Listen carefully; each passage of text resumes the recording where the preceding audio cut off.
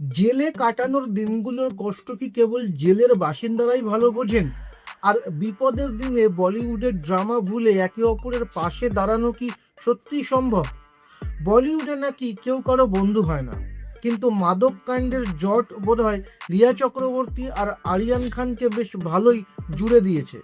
আরিয়ান খান যখন Arthur road jail থেকে 30 দিন পর ছাড়া পেলেন, তখন নাকি তার সঙ্গে নিজে থেকে যোগাযোগ করেছিলেন 28 দিন জেলে কাটিয়ে আসা রিয়া চক্রবর্তী।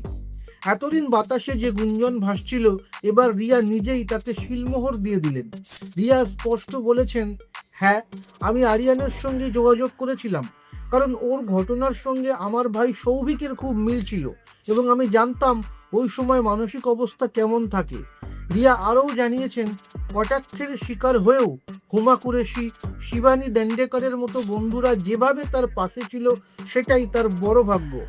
তা বলিউডের এই জেল ফেরত, সহানুভূতি আর কঠিন সময়ে পাশে থাকার গল্প শুনে আপনাদের কি মনে হচ্ছে? এটা কি খাঁটি বন্ধুত্ব, নাকি শুধুই প্রচারের আলো করার চেষ্টা?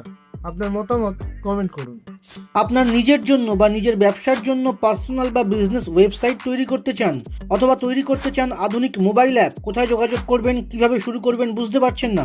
যোগাযোগ করুন নিচে দেওয়া ফোন নাম্বারে। আপনার সমস্ত প্রশ্নের উত্তর পাবেন এখানেই।